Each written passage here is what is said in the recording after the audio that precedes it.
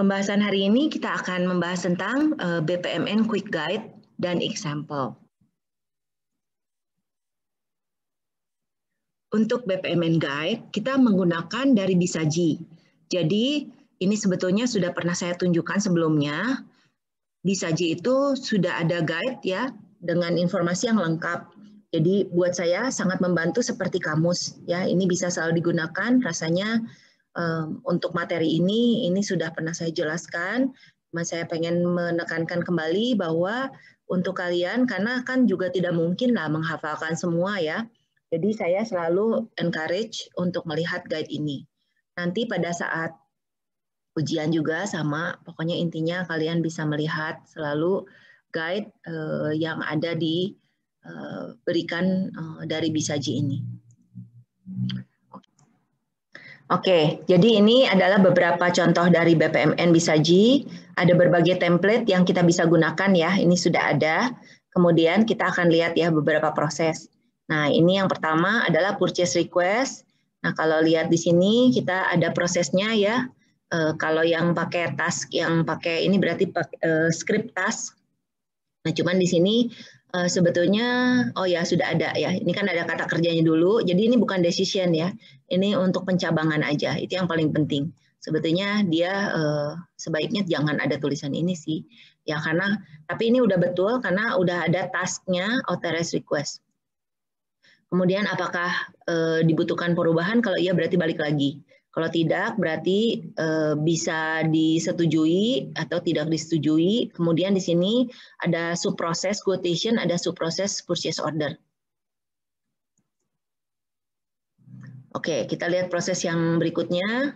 Ini untuk contoh aja. Kalau di sini yang ditekankan adalah, nah ini aktivitas ya, bentuk aktivitas. Ini ada gateway. Kemudian setiap kali ini sebetulnya ada yang salah sedikit nih. Habis loan study ini harusnya aplikasinya di approve nggak? Ada satu lagi baru masuk ya. Ini jadi rada nggak benar juga nih ternyata ya. Oke. Kemudian ini kalau ini credit application dengan subproses. Jadi ada subprosesnya untuk cek applicant information, dan saya lihat seperti kalian juga udah mulai menggunakan minggu lalu ya. Nah, waktu yang dicek applicant information ini, nah di dalamnya itu kotaknya ada ini ya. Jadi bisa juga ini merupakan proses subproses yang lengkap, cek existing client, applicant is a client, terus kemudian ini terus sampai akhirnya ada ending ya. Jadi ngasih tahu untuk rejection. Nah, kalau misalnya kita gambarkan keseluruhan yang tadi kita buka, ini menjadi terlihat ada subproses. Nah, kita juga bisa menggambarkan information checking yang sama tadi, tapi prosesnya itu otomatis. Jadi kalau otomatis itu berarti nggak pakai manual orangnya yang ngerjain. Berarti semua udah masuk ke dalam proses, langsung ini jalan terus sendiri gitu ya. Jadi perbedaannya penggunaan si lambang ini dengan yang tadi, ini tidak ada lambang ya. Itu sebenarnya perbedaannya, kalau yang ini berarti diotomatisasi semuanya. Oke, nah ini kalau misalnya kita gambarkan ada satu lagi, ini masih credit application yang sama, tapi untuk bagian disbursement, pembayarannya kita buat jadi subproses. Nah ini disbursement subprosesnya, ini beda, tambahannya adalah ada gateway inclusion. Ya, inclusion gateway ini biasanya nih, kalau gateway di depan ada gateway, di belakang harus ada gateway pada saat merging. Pada saat split ada gateway, saat merging ada gateway. Dan biasanya ya tergantung sih sebenarnya ini kita maunya gimana. Kalau yang seperti ini kan berarti notasi yang ini kita gateway-nya adalah gateway yang bersifat inklusif ya. Kalau inklusif berarti digunakan kalau satu flow atau lebih itu bisa diaktifasi. Kemudian keputusannya berdasarkan data. Ya, jadi bisa dikerjakan, bisa bekerjakan beberapa langsung nih kalau contohnya seperti ini. Ya, nanti pas lagi merging nanti baru nyatu lagi. Nah, kita juga bisa mengidentifikasi untuk tasnya disbursement ini kita bisa tambahkan. Misalnya yang ini berarti manual, berarti yang ini adalah service ya. Kalau service nih semua yang 3 ini automated. Jadi bedanya kalau yang ini itu dilakukan mungkin oleh orang, tapi kalau yang ini itu lebih oleh script ya. Jadi langsung proses tergantung apa yang dipilih di sini. Kalau misalnya udah pasti langsung dia terproses semuanya. Oke, untuk yang tandanya pakai tangan ini berarti ini ada proses manual tetap di sini. Kalau pakai cek ya. Oke. Nah, kita juga bisa pakai timer. Di sini pakai timer event. Jadi kalau misalnya kita mulai, lalu kita verifikasi, di sini ada timer event. Jadi misalnya anggap aja butuh beberapa hari untuk pemrosesan gitu ya misalnya. Jadi kita bisa pakai seperti itu. Dan kalau untuk event itu seperti biasa, event itu biasanya dia adalah satu kejadian di dalam proses bisa menyebabkan bisa ada pengaruh terhadap jalannya dari proses itu. Nah, kita juga bisa menggunakan misalnya ini ada simple intermediate event. Ini untuk throw ya, throw event. Jadi di sini berarti di sini apa yang terjadi ini ada menerima dokumen. Ya, ada menerima dokumen. Oke. Tapi ini kenapa malah receive ya? Harusnya throw. Throw, kalau throw itu berartinya harusnya kita mengirimkan malah ya. Mungkin ada nggak benar kali. Oke. Kemudian nanti di sini sama ini yang tadi ya. Jadi perbedaannya kita kasih ada simple intermediate event. Oke, kita juga bisa menggunakan yang tipenya event-based exclusive gateway. Nah, kalau event-based exclusive gateway, itu berarti kita akan merepresentasikan satu poin di mana cuman satu di antara 3 ini yang boleh dipilih. Ya, jadi perbedaannya kalau kayak yang ini kan bisa 3-3-nya berlangsung langsung gitu ya. Kalau yang ini, nah ini nggak bisa, ini cuma bisa salah satu aja. Ya, jadi cuma bolehnya salah satu. Kalau yang ini jalan berarti ini berhenti dulu gitu. Ya, jadi ini ada perbedaan gitu dalam pemikirannya kita. Oke. Kemudian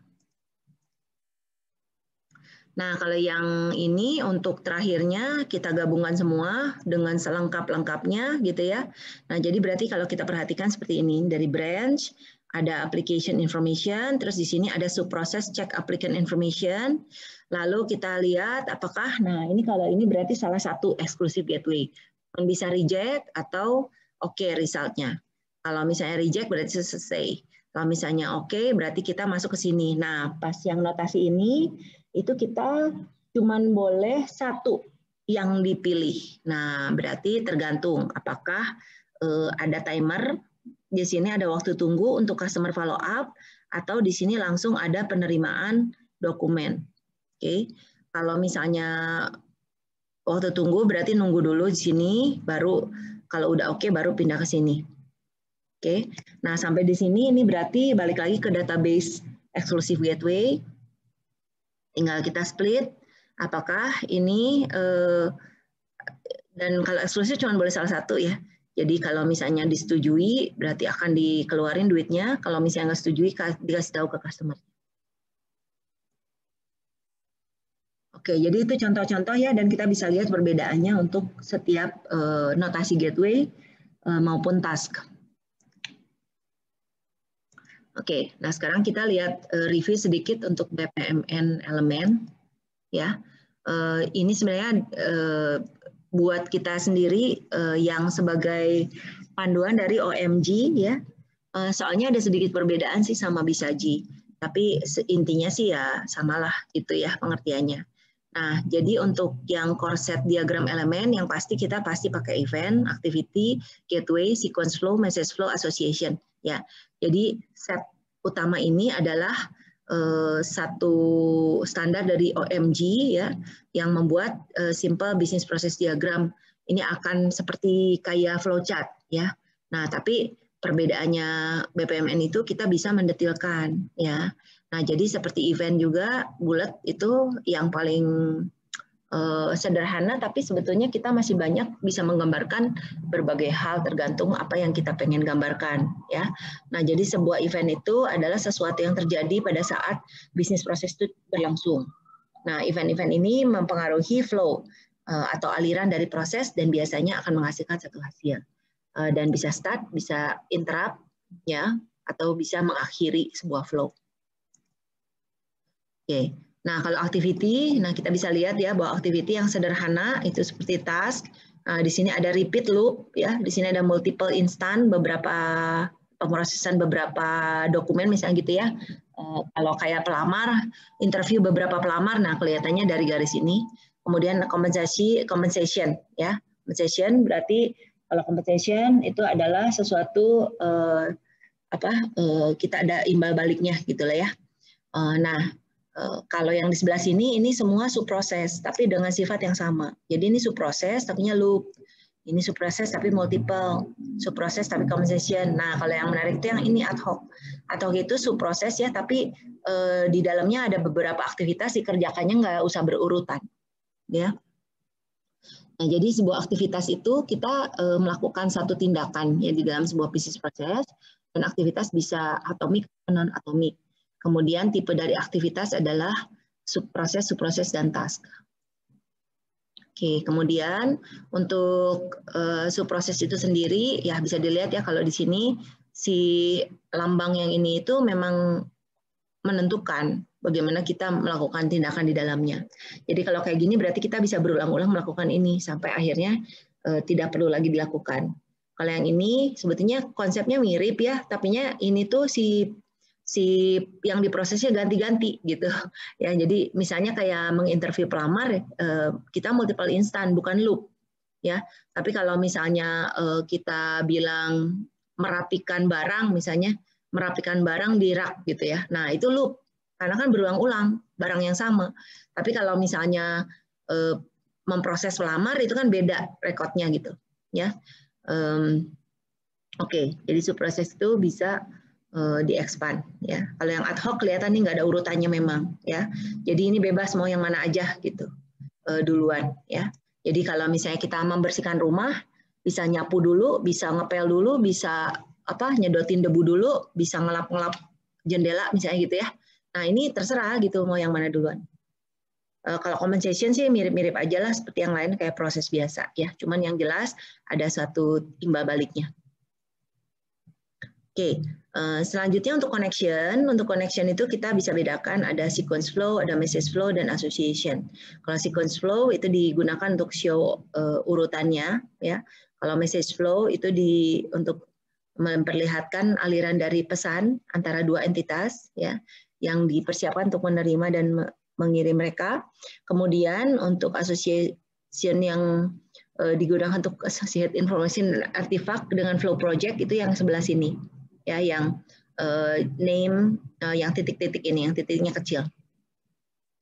Jadi ini sebetulnya tidak ada prosesnya sih, cuman ada hubungan antara informasi dan artefak. Artefak itu contohnya dokumen, kemudian arsip gitu ya, contohnya seperti itu. Oke, kalau untuk gateway, ini gateway juga ada beberapa tipe ya, exclusive decision, merge, XOR gitu ya, database atau X, untuk yang X itu ini sama ya. Oke. Kemudian event base, ini yang kayak ada bintangnya, segi 5 ya. Kalau yang ini kompleks gateway, kalau yang ini inclusive merge, kalau ini parallel fork, join ya. Oke, nah gateway adalah modeling elemen yang digunakan untuk mengendalikan bagaimana sequence flow berinteraksi pada saat mereka menyatu atau memisah ya dalam satu proses. Kalau misalnya sebuah proses, sebuah aliran tidak perlu dikendalikan, berarti kita nggak perlu pakai gateway. Ya, jadi ngalir aja terus. Jadi sebetulnya gateway itu perlu nggak perlu gitu ya. Jadi kalian harus memastikan bahwa oh ya saya perlu gateway karena saya butuh ada satu interupsi atau satu evaluasi di dalam prosesnya. Oke, kemudian selanjutnya kita bisa lihat adanya swim lane dan pool ya. Sebuah pool, ada swim lane dan graphical container untuk partition set activities dari pool yang lain. Biasanya dalam konteks ya ada beberapa pihak gitu ya, bukan B2B aja. Oke, kemudian sebuah lane adalah subpartisi dalam pool dan akan mengekstensi keseluruhan panjang dari pool. Bisa panjang gini, bisa ngelebar gitu ya. Oke, dan yang berikutnya adalah artifact. Untuk artifact ini kita cuma kenal paling data objek. Kalau ada dokumen-dokumen, ada annotation itu catatan ya. Jadi additional information aja. Atau kita bisa pakai grup. Kalau grup itu kita berarti untuk mekanisme saja untuk secara visually mengorganize activity. Oke, nah kalau untuk OMG, BPMN example, ini saya kasih lihat untuk, ini sebenarnya pernah kita lihat sebelumnya, pizza collaboration ya. Jadi ini sama banget seperti yang waktu itu, saya pizza, order pizza, si customer-nya. Nah kita berarti ini kenapa ini dibahas lagi, karena sebetulnya ini adalah dua pool. Dua pool, kalau yang satu pool itu customer, yang satu pool lagi itu si pizza vendor. Nah jadi kita nanti saya ada soal ini ya, soal yang saya berikan untuk tugas ya. Sebenarnya kalian bisa juga menggambarkan dengan cara menggambarkan dua pool dibandingkan dengan dalam satu pool ada beberapa swim lane. Jadi itu adalah salah satu opsi yang bisa kalian kerjakan. Oke.